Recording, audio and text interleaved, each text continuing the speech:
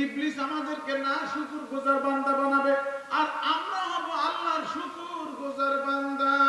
ঠিক কিনা জোরে কর। কে কে আল্লাহর শুকরগুজার বান্দা হবেন? দুই হাত উঁচু করে দেখান। নারায়ে তাকবীর। হাত নামান।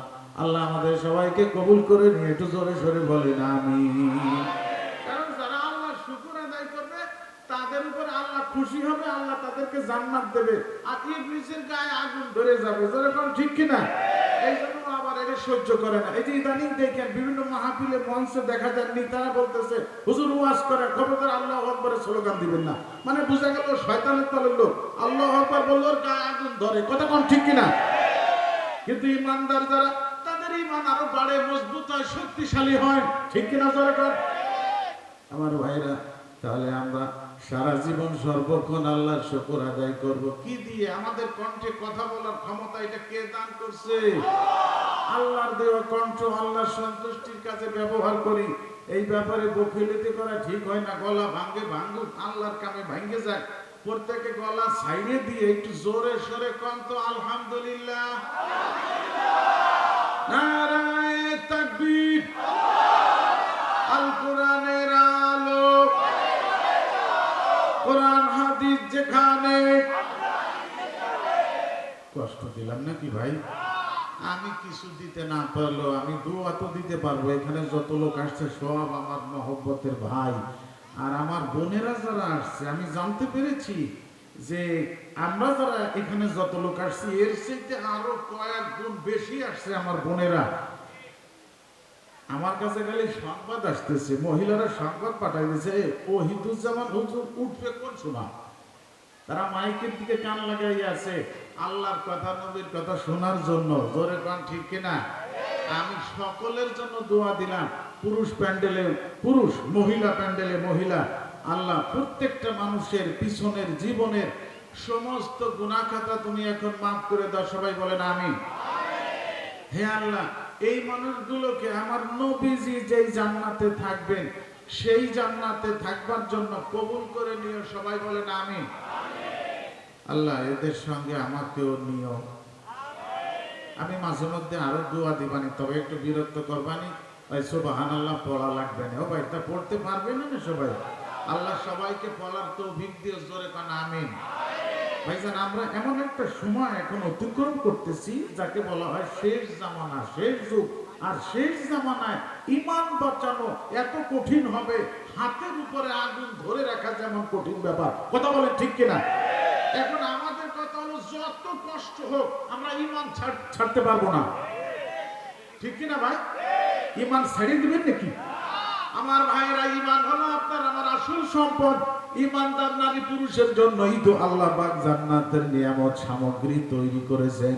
দুনিয়ার কোনো বেঈমান মুনাফিক কাফেরদের কিসমতে জান্নাতের নিয়ামত সামগ্রী হবে না। কথা কোন ঠিক কিনা? আল্লাহ পাক আমাদেরকে ঈমানদারের ঘরে দুনিয়াতে পাঠাইছে।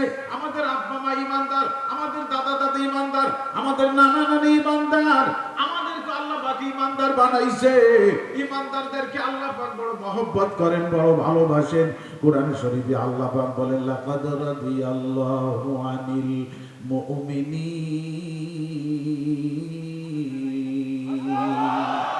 আল্লাহ পাক বলেন আমি ঈমানদারদের উপরে রাজি এবং খুশি হয়ে গেলাম।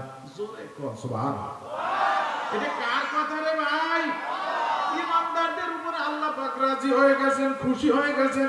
কিন্তু আমার ভাইরা মনে রাখতে হবে, দুনিয়াতে ঈমানদারের আল্লাহ পাক পরীক্ষা নেবেন। কোরআন শরীফে আল্লাহ পাক বলে ইন্নামা আমওয়ালুকুম ওয়া আওলাদুকুম ফিতনাতুন। তোমাদের সন্তান এবং সম্পদ দান করেছি পরীক্ষা নেওয়ার জন্য। অন্য জায়গায় আল্লাহ পাক বলেন তোমাদের অবশ্যই অবশ্যই ওয়ালানাবুলুওয়ান্নাকুম, আমি অবশ্যই অবশ্যই তোমাদের পরীক্ষা নেব। দুনিয়াটা হলো পরীক্ষার হল। এখানে আমাদের ঈমানের পরীক্ষা নেবেন কে? জোরে কোন। তবে আমার ভাইয়েরা, যত পরীক্ষা আল্লাহ পাক নেন, সমস্ত পরীক্ষায় আমাদের পাশ করতে হবে।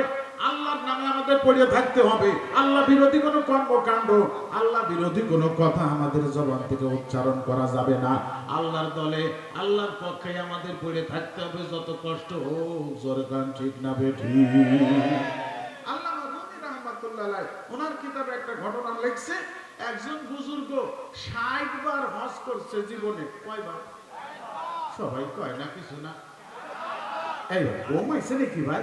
60 বার হজ করছে, সর্বশেষ হজে যাইয়া কাবা ঘর তওয়াফ করার সময় বা ইহরাম বাঁধার পর থেকেই একটা জিকির আছে, সর্বশ্রেষ্ঠ জিকির, সেটা হলো হাজী রাজধানী লাব্বাইক আল্লাহুম্মা লাব্বাইক লাব্বাইক লা শারীকা লাকা লাব্বাইক ইন্নাল হামদা ওয়ান নি'মাতা লাকা ওয়াল মুলক লা শারীকা লাক। এই জিকির হাজীদের জবানে উচ্চারিত হবে পাথর মারার আগ পর্যন্ত। শয়তানকে যেদিন পাথর মারবে 10 তারিখ জিলহজের, এই পাথর মারার আগ পর্যন্ত এই জিকির সব সময় তার মধ্যে উচ্চারিত হবে। এটাই আল্লাহর কাছে মনোনীত জিকির, পছন্দের জিকির। জোরে কোন সুবহানাল্লাহ। আমার ভাইয়েরা লক্ষ্য করেন, এই বুজুর্গ ব্যক্তি কাবা ঘর তওয়াফ করার সময় এই তালবিয়া পাঠ করতেছে, এই জিকির তার মুখে উচ্চারণ হইতেছে। সর্বশেষ হজ 60তম হজ, এরপরে আর যাবে না। সর্বশেষ হজে গেছে যেই বছর, সেই সময় কাবা ঘর তওয়াফ করার সময় এই তালবিয়া সে পাঠ করতেছে। আসমান থেকে ঘোষণা আসলো লা লাব্বাইক লা লাব্বাইক। ও হাজী, তুমি যে আমার দরবারে লাব্বাইক বলতেছো, তোমার লাব্বাইক আমার দরবারে কবুল হয় না। এই আওয়াজটা আসমান থেকে ঘোষণা আসছে। ওই হুজুরের সঙ্গে, বুজুর্গের সঙ্গে তার খাদেম গেছিল হজ করার জন্য। খাদেমের কানে যখন আওয়াজ আসছে, খাদেম বলতেছে হুজুর কি ব্যাপার? আসমান থেকে আপনার পক্ষে দেখি আওয়াজ আসতেছে আপনার হজ আল্লাহর কাছে কবুল হয় না, আপনার লাভবাহিক তো কবুল হয় না। হুজুর আপনি কৃষি লস করেন, আপনি তো বেশি সুবিধা না লোক। কথা কন দেখেন, খাদেমের কানে গেছে আওয়াজ, হুজুর আপনার লাভবাহিক দেখে আল্লাহর কাছে কবুল হয় না, আপনি কৃষি লস করতে আসছেন। এখন এই হুজুর কি বলতেছে, খাদেমকে কয় বাবা রে, তুমি তো একবার শুনলে আজকে এই শব্দটা, এই আওয়াজটা আসমানের আজকে একবার শুনছো। আমি আজ 60 বছর পর্যন্ত একই আওয়াজ শুনে আসতেছি। অর্থাৎ প্রতি বছর হজ করতে আসি, লাব্বাইক বলে তওয়াফ করার সময় আসমান থেকে আমার কানে আওয়াজ আসে লা লাব্বাইক, তোমার হজ তোমার লাব্বাইক আমার কাছে কবুল হয় না। তুমি তো আজকে একবার শুনছো রে বাপু, আমি 60 বছর যাবত ওই আওয়াজে শুনে আসতেছি। 60 বছর হজ করেন, আপনার হজ একটাতেই কবুল হয় নাই, তো খামাহায় আমি আইছেন কি করবার জন্য? বাড়ি চলে যান। এখন বুজুর্গ বলতেছে এ বাবা,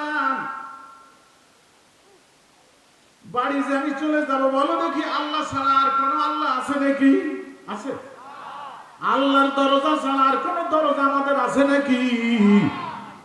আল্লাহ আমাদের মালিক, আল্লাহ ছাড়া আমাদের আর কোন মালিক আছে নাকি? জোরে কর।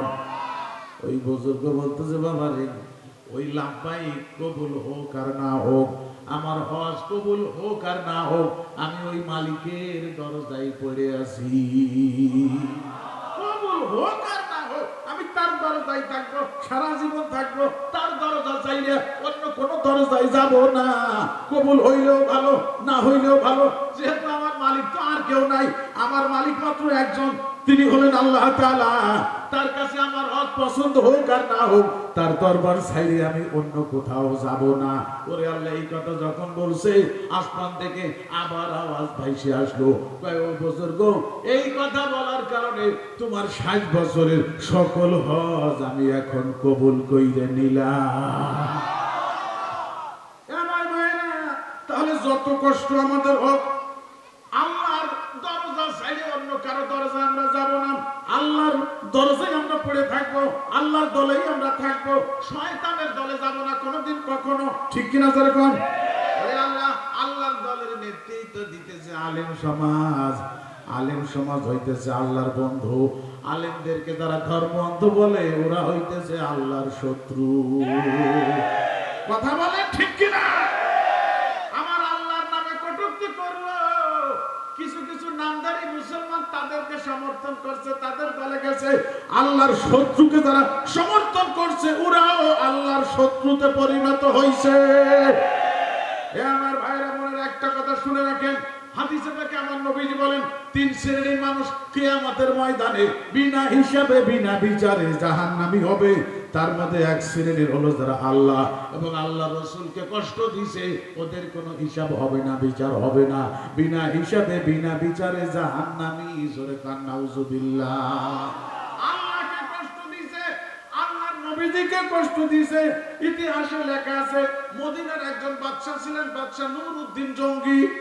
হে আমার ভাইরা, নুরউদ্দিন জঙ্গির আমলে ইহুদিরা 3 জন ট্রেনিং প্রাপ্ত লোক পাঠাইছিল মদিনায় আমার নবীজির দেহ মুবারক চুরি করে নিয়ে যাওয়ার জন্য। ওরা আসছিল হুজুর সাইজে, আলেম সাইজে আসছিল মদিনায়। মানুষকে কোরআন হাদিসের কথা বলতো, মানুষের মাঝে দান খয়রাত করত। ওরা কারো বাড়ি খানা খাইতো না। ট্রেনিং প্রাপ্ত 3 জন ইহুদি আসছিল মদিনায়। ওরা দিনভর ভালো ভালো কথা বলতো, রাত্রে কি করতো জানেন? তলে মাটি খুঁচিয়ে এরকম সুড়ঙ্গ করে নবীজির রওজার দিকে যাইতেছে, ওই মাটি ঝাঁকা পড়ে রাতে দূরে মরুভূমির ভিতরে ফেলে দিয়ে আসতো। আমার ভাইয়েরা, একদিন রাতে ঘুমায় আছে বাদশা নুরউদ্দিন জঙ্গি, স্বপ্নে দেখে আমার নবীজি তার কাছে আসছে। আইসে বলতেছে, হে নুরউদ্দিন, এই যে 3টে কুকুর আমাকে কষ্ট দিতেছে, তুমি এদেরকে গ্রেফতার করো, এদের মৃত্যুদণ্ড দাও। ওরে আল্লাহ, নবীজি দেখাইল ওই 3 জন ব্যক্তির ছবি বাদশা নুরউদ্দিনকে। বন্ধুরে, পরপর 3 দিন এই স্বপ্ন দেখেছে। 3 দিন স্বপ্ন দেখছে এবং ওই 3 ব্যক্তিকে নবীজি দেখাইছে বাদশাকে। এখন ওই 3 ব্যক্তিকে দেখে বাদশা এখন চেহারা মুখস্থ হয়ে গেছে। আমার ভাইরা, পরের দিন মন্ত্রী পরিষদের সদস্যদেরকে নিয়ে রুদ্ধতার বৈঠক, গোপন বৈঠক করতেছে আর বলতেছে, আমি 3 দিন পর স্বপ্ন দেখেছি, নবীজি 3 ব্যক্তিকে আমাকে দেখাইছে, ওরা নাকি আমার নবীজিকে কষ্ট দিতেছে, ওদেরকে হত্যা করার জন্য নবীজি আমাকে নির্দেশ দিছে। এখন এদেরকে কিভাবে আমি খুঁজে বাহির করব? মদিনায় লক্ষ লক্ষ মানুষ, কিভাবে এই 3 জনকে আমি শনাক্ত করব? মন্ত্রী পরিষদের সদস্যরা পরামর্শ দিল, হুজুর একটা কাজ করেন, আপনার রাজপ্রাসাদের সামনে বিশাল একটা ডেকোরেশন করেন, চতুর্দিক দিয়ে একেবারে বাউন্ডারি ওয়াল করে দেন, আর একটা দরজা রাখেন, ওই দরজা দিয়ে মদিনার সমস্ত মানুষ এখানে প্রবেশ করবে। আপনি তাদেরকে দাওয়াত করে একবেলা খানা খাওয়াবেন, আপনি গেটে বসে থাকবেন, যত মানুষ ঢুকবে এর ভিতরে নিশ্চয়ই 3 জন আসবে। আপনি যখন